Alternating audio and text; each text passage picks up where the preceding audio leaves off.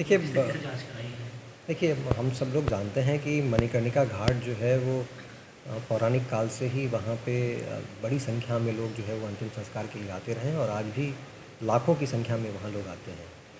और वहाँ पे जो अंतिम संस्कार जो प्रतिदिन होता है उसके लिए जगह जो है हम लोगों को पर्याप्त नहीं हो रहा, उसको और वहाँ व्यवस्थाओं को बेहतर करने की आवश्यकता महसूस होती है।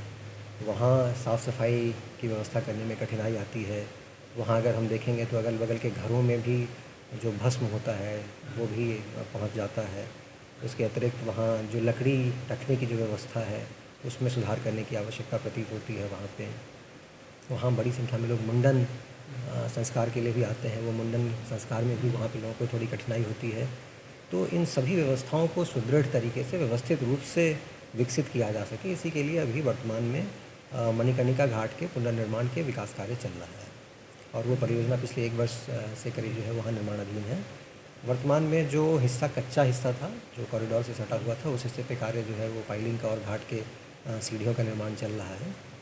उसके अलावा जो अगले हिस्से का पार्ट जो है उसमें भी कार्य पिछले कुछ दिनों से प्रारंभ किया गया है, जिसमें जो सीढ़ियों के जो पुराने हमारे जो घाट पे जो सीढ़ियाँ हैं उनका पुनर्निर्माण वर्तमान में चल रहा है और उन सीढ़ियों में के साथ में एक वहाँ एक मढ़ी भी थी।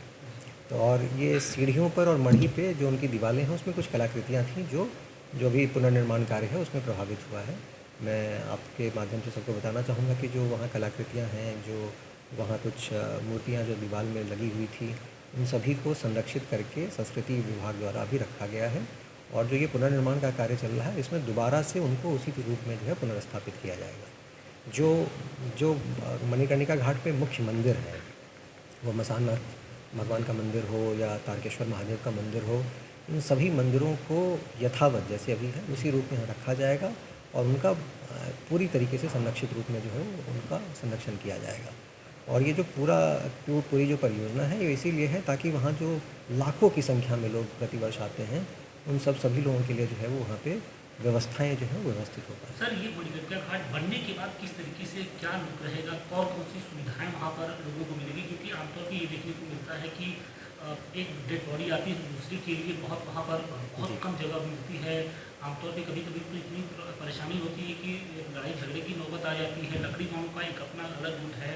तो इन सारी चीज़ों को किस तरीके से व्यवस्थित किया जा रहा है और आने वाले दिनों में जब ये प्रोजेक्ट तैयार हो जाएगा तो क्या-क्या सुविधाएँ मिलेंगी? देखिए, आपने एकदम सही कहा कि वहाँ बहुत लंबी लाइन लग जाती जी, है। वहाँ पे जो लोग शवदाह के लिए आते हैं उनको बहुत लंबे समय तक इंतज़ार करना पड़ता है जी। क्योंकि वहाँ जगह इतना पर्याप्त नहीं है। हुँ, तो इस पूरी परियोजना का जो सबसे पहला उद्देश्य है वो यही है कि एक पर्याप्त साइज़ का प्लेटफ़ॉर्म वहाँ तैयार हो जहाँ पे बड़ी संख्या में बिल्कुल। जो है वो अंतिम संस्कार के जो कार्यक्रम है वो कराए जा सकें। तो सबसे पहला उद्देश्य तो यही है और ताकि जो ये लोगों को बहुत देर तक जो इंतज़ार करना पड़ता है, जो वहाँ समस्याएँ होती हैं उससे हम लोग निजात पा पाएँ। जो आपने भी कहा कि वहाँ लकड़ियाँ जो है वो व्यवस्थित रूप से रखी जा पाएँ, वहाँ मुंडन के संस्कार जो होते हैं वो व्यवस्थित रूप से हो पाए। वहाँ जो चिमनी जो नया जो घाट बनेगा उसमें एक ऊँची चिमनियाँ रहेंगी ताकि जो ऐशेज़ हैं, जो वहाँ से राख जो निकलती है वो लोगों के घरों तक ना जाए। वहाँ पे आप जितने भी मंदिर देखते होंगे सभी मंदिरों के शिखरों पे आपको जो है वो राख दिखता है, अगल-बगल के जितने घर हैं सभी में राख जाता है, तो ऊँची चिमनियों की वहाँ आवश्यकता है। उस चीज़ का प्रावधान वहाँ पे किया गया है। तो वहाँ पे जो लोग आते हैं उनके आवश्यकताएँ जो है उसकी पूर्ति के लिए ये परियोजना जो है वो डिज़ाइन किया गया है।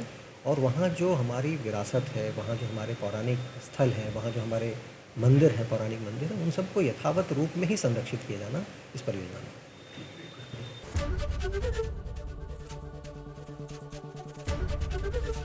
एबीपी गंगा, खबर आपकी, जुबान आपकी।